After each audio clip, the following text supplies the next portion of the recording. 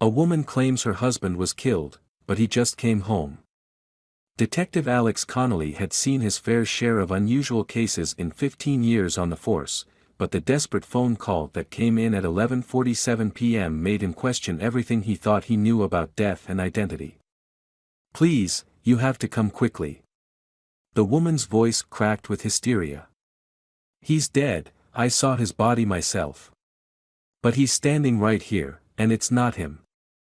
The address was in Oak Ridge Heights, one of those quiet suburban developments where perfectly manicured lawns stretched between cookie-cutter houses, and the most exciting event was usually a misplaced Amazon package. But Connolly had learned long ago that the darkest secrets often lurked behind the most ordinary facades. The autumn wind whipped dead leaves across his path as he approached the Harpers' front door. The house was a modest two-story colonial, its white paint gleaming under the porch light. Through the front window, he could see warm light spilling from what appeared to be the living room, creating an almost cozy scene, if not for the palpable tension that seemed to radiate from within.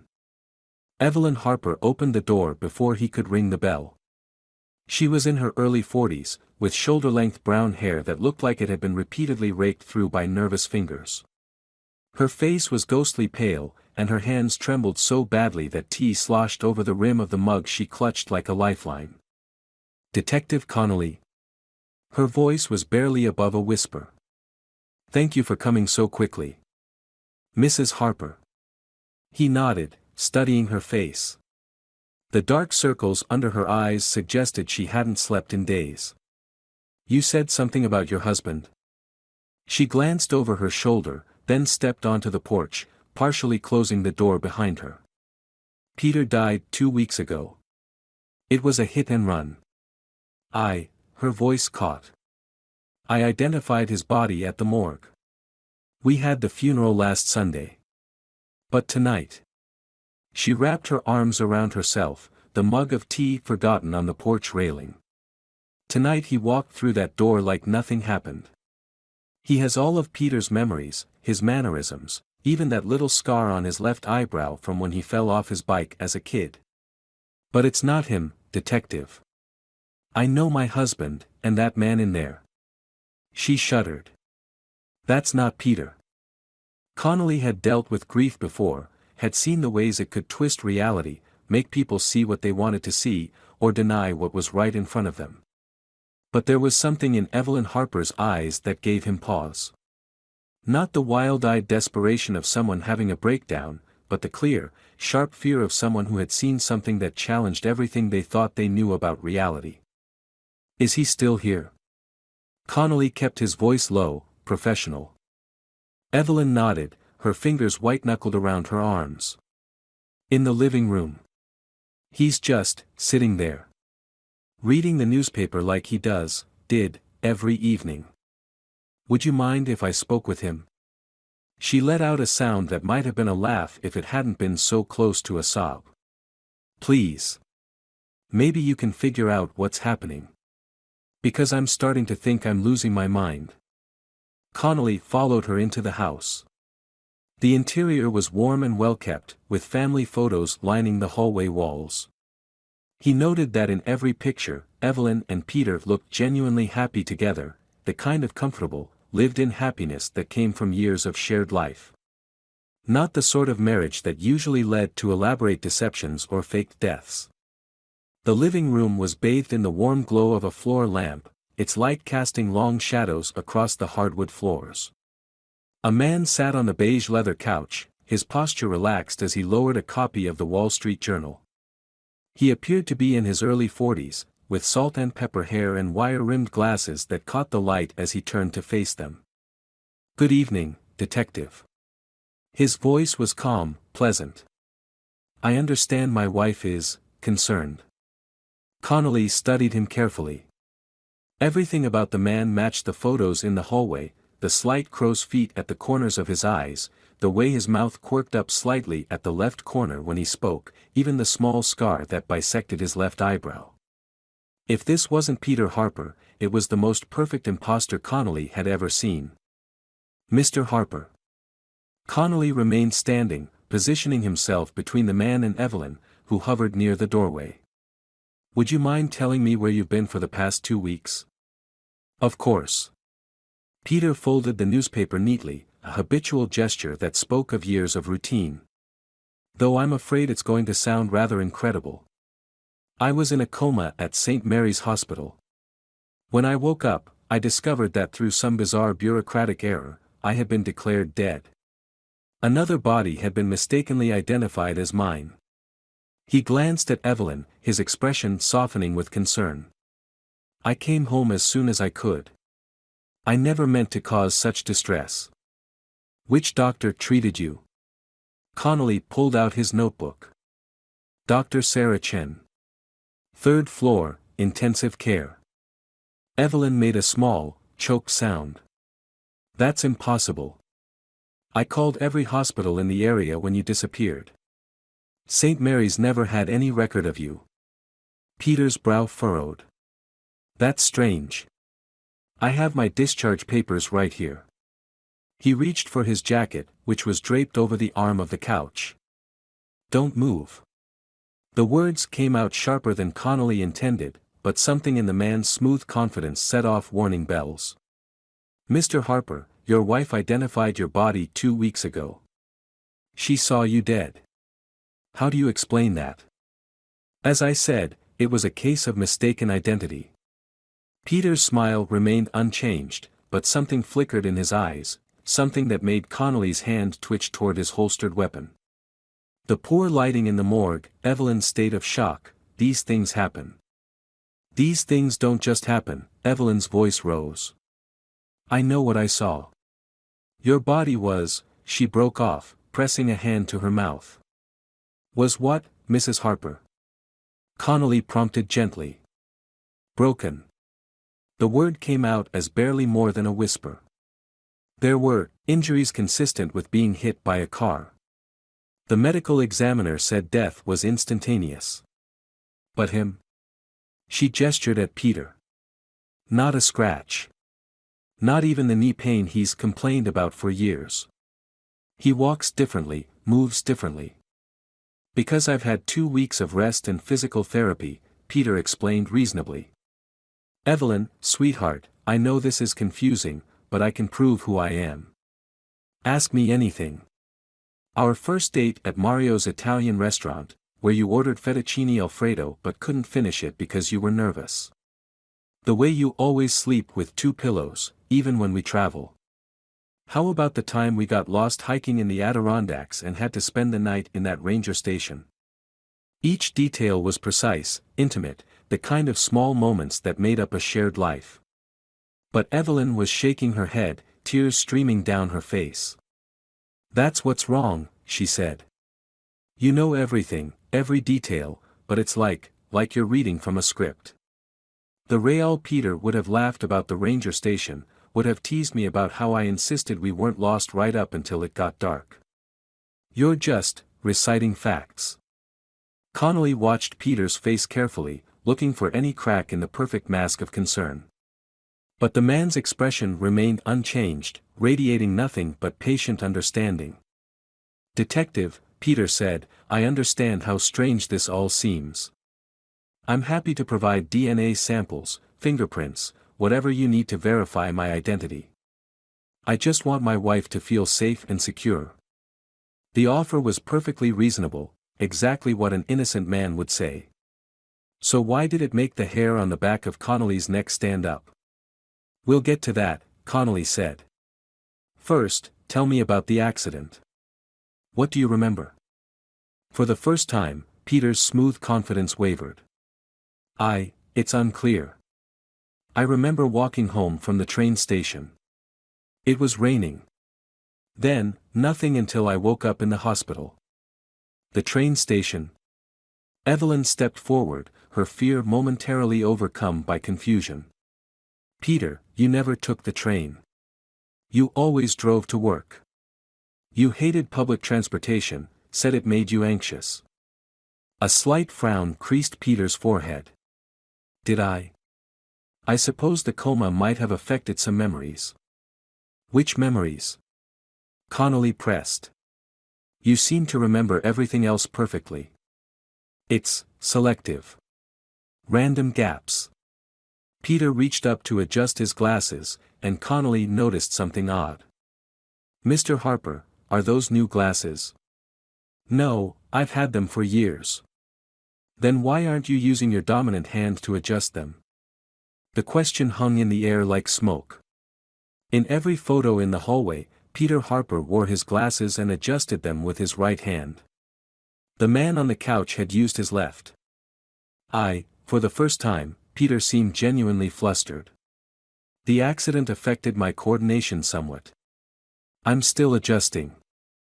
"Mrs. Harper," Connolly said, not taking his eyes off Peter, "does your husband have any distinguishing marks? Birthmarks, scars other than the eyebrow?" "Yes," Evelyn said. "He has a small circular birthmark on his right shoulder blade. Like a perfect dark brown dot." "Would you mind showing us your shoulder, Mr. Harper?" Peter's smile tightened almost imperceptibly. "Detective, this is becoming rather invasive.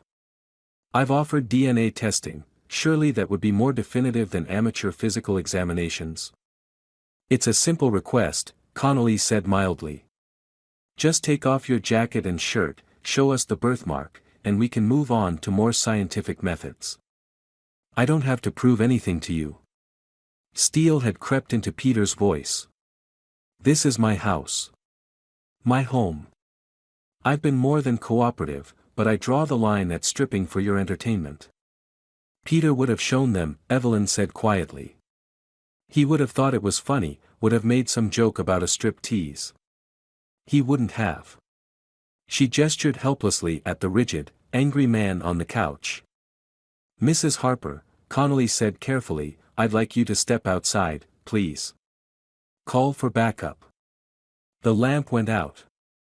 In the sudden darkness, Connolly heard three things: Evelyn's startled gasp, the soft scrape of shoes on hardwood, and a low chuckle that sounded nothing like the pleasant voice Peter had been using.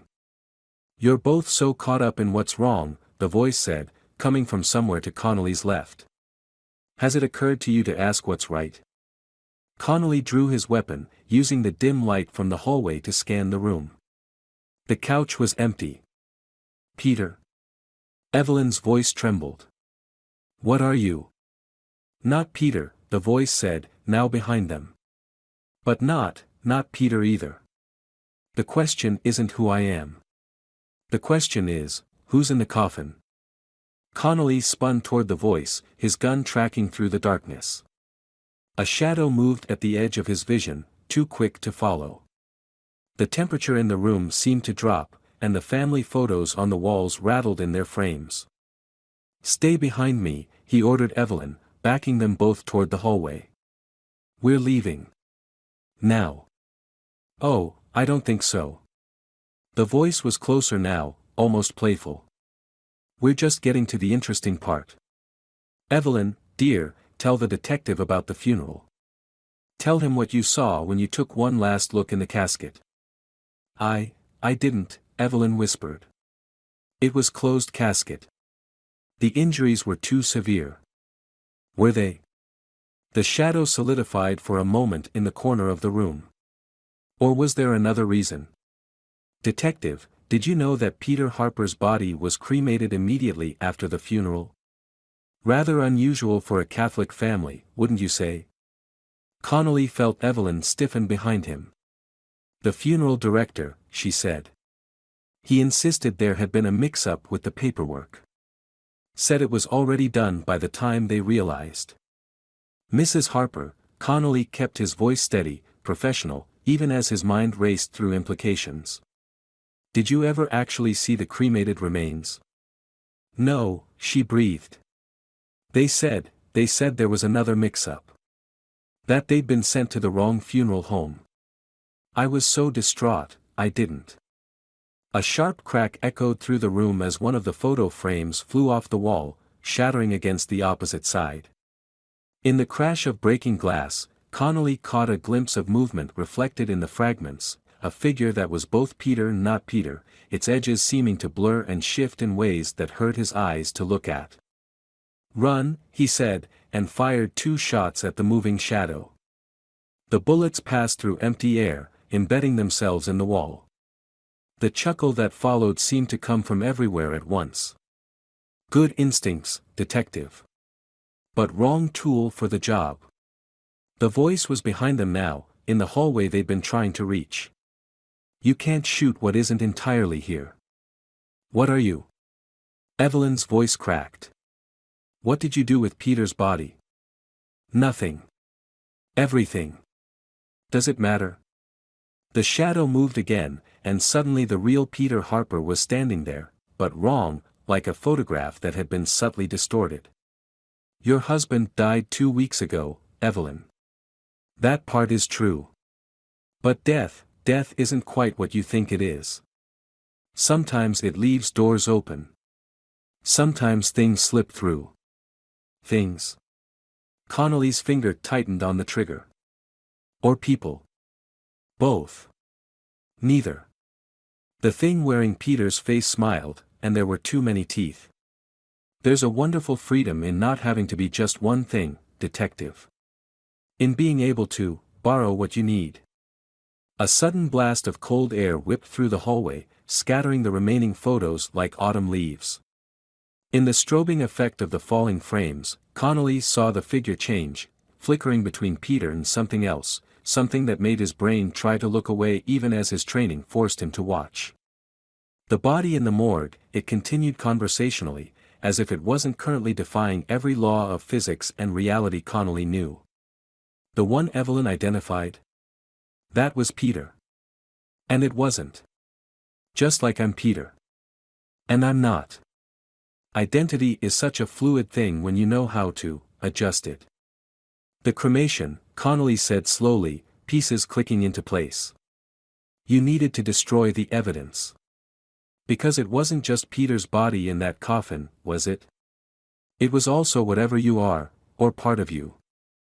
The thing wearing Peter's face inclined its head in something like approval. Very good, detective.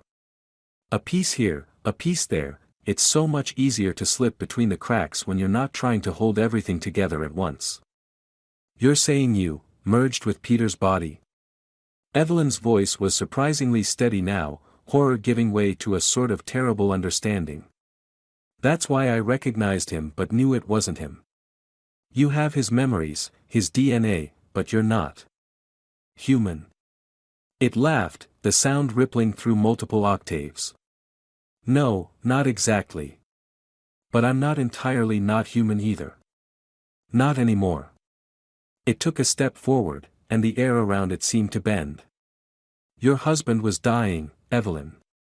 The hit-and-run driver did too much damage. But I was there, in that space between life and death, and I helped myself to what was left. His memories, his form, his life, all going to waste otherwise. Connolly's police training had never covered anything like this, but years of detective work had taught him to look for patterns, for inconsistencies. The driver was never found, he said. Because there was no driver, was there? You needed a way to get to Peter, to make sure he was alone when you took him.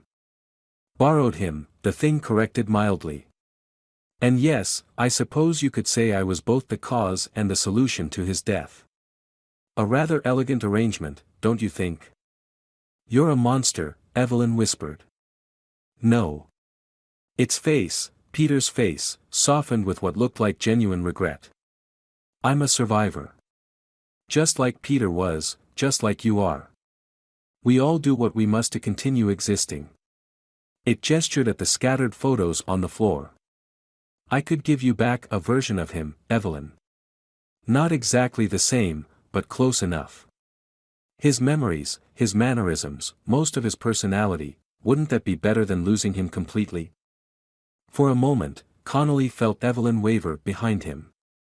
He could almost see the temptation, to have back some version of the man she loved, to pretend that the wrongness she sensed was just her imagination. Then she straightened, stepping out from behind him. No, she said firmly. Because you're right, you're not a monster. You're something worse. You're a thief. You didn't just kill Peter, you stole pieces of him to make yourself a mask. And I won't help you pretend that's the same thing as having him back. The thing's expression flickered, literally flickered, between anger and admiration. "Brave words," it said softly. "But what will you do now? You can't prove anything. As far as the world is concerned, I am Peter Harper. I have his DNA, his fingerprints, his memories.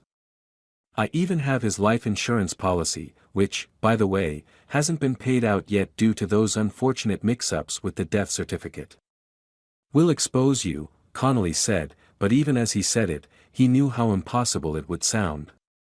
A shape-shifting entity that could steal identities from the dying. He'd be lucky if he didn't end up in psychiatric evaluation. "Will you?" The thing seemed genuinely amused.